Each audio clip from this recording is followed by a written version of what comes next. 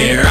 What's up, everybody? It's your favorite nerd who's the best at what he does, and what he does isn't very nice. His favorite nerd. And today we are looking at the Revoltech Wolverine, which is pretty cool. I actually bought one for a buddy of mine for a birthday gift, and he kind of already found it, so that's a bit of a bummer. In the future, it's probably not a good idea to leave these presents by the front door. But he comes with a ton of accessories, and let's talk about those. First and foremost, he comes with the stand, which you know I love. Swivels at the base, hinge, hinge, hinge, hinge. And this is, oh no, this isn't a hinge. This is an extension piece. And then it also has the clip, which you can use on the extension piece or on the base. Of course, he comes with a couple sets of hands. Left and right, I'm gonna get you hands. And you see those empty slots. We'll talk about those in a second. Left and right holding hands. I guess these may have been for the cigar at one point. You know, the cigar was removed from the set, which is a real bummer. And then you have this one. This may have been used for the cigar actually as well. So it's a little strange to have all these accessories and not to have a whole lot to hold, but he does come with them. We'll talk about the detailings when we get there. But he also comes with these claws. Now these claws can go in the I'm gonna get you hands, and they can go in the fist hands that are on the figure by popping out these squares that hold the sheaths and then adding the claws on. The claws are quite nice. Like nice and straight. You know, silver paint, looks fantastic. Comes with two additional heads. You see, you just pop them off the peg there. One is a real grimace, and the other one is like a screaming face. Both look fantastic. Same detailings as the base figure, which we'll talk about when we get there. And lastly, it comes with a couple replacement Revoltech joints, which are basically two ratcheted ball hinges with pegs on each end. And then he comes with just one replacement white ball hinge with pegs on each end. At least I only see one. There might be another one somewhere, but I don't see it. And then he comes with this, which you can peg into the back of another figure, or you can insert this piece and then insert this into the back of another figure. And this is supposed to be illustrate or represent him like slashing across the back of a figure. Interesting idea, but I'm not sure how I feel about it. Like, I'm not sure if I would ever display it that way, but an interesting idea nonetheless. All right, let's talk about the figure. So the head, we'll show you how to remove that. Pegs in right here. Has this extra collar piece, which I probably should have paid a little bit more attention to how it was on. But nonetheless, plugs in here, and then it's a ratcheted ball peg with a swivel at both ends. So it works quite well. And then there's an extra hinge here at the neck. Actually, it might, oh goodness. See, that's the one thing. Once you start loosening up some of these joints with Revoltech, it's like it never quite fits the same. And I don't really think this is on right. But whatever, you see the hinge down there, lots of sculpted detail in the neck, like all the veins and stuff, and you know, like he's really putting forth the effort, maximum effort, so to speak.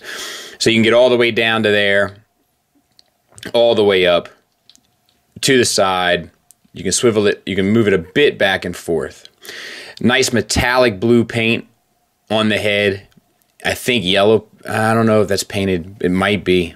I can't exactly tell. Face is painted and shaded, including the lips. The eyes are painted like a white.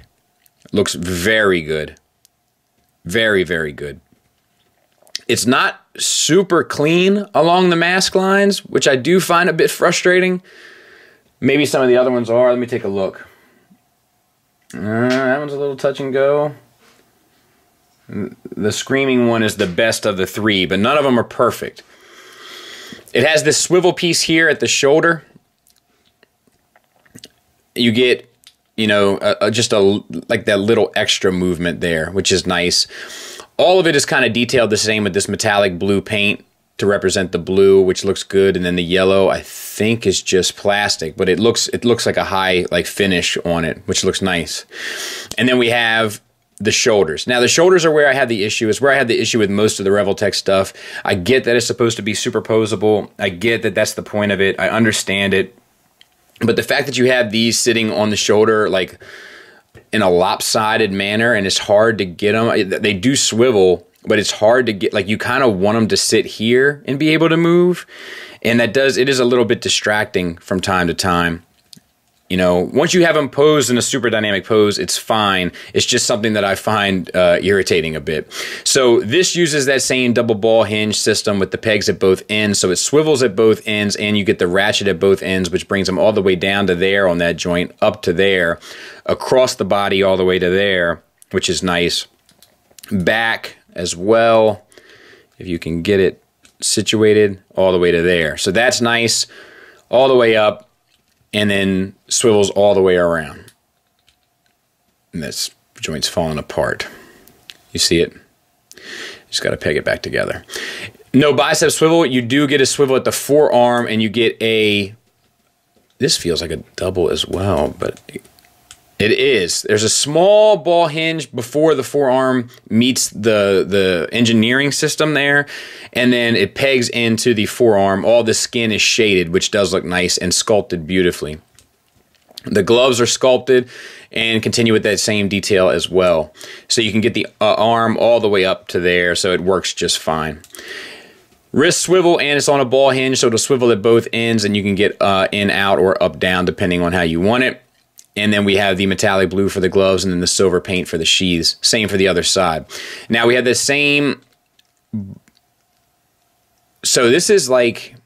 Inside there, I can see it. It's like a Revoltech ball hinge that pegs into the pelvis, and it comes to instead of a normal peg, it looks like it comes to a ball peg at the top here. So yeah, so you get a lot of movement around in the torso, which is nice, and it only breaks up the sculpt. Actually, when it's sitting in the right ratcheted position, it doesn't break it up at all. A little bit in the back. So that's nice. All that works well. And then, of course, it'll swivel down here at the waist as well. Floating piece for the belt with the yellow and red painted. Yellow's not painted beautifully, but it is painted. And then we have the thighs, which are on ball pegs, T-jointed ball pegs. So that, if you manipulate it around, gets the legs out to there. Forward to there.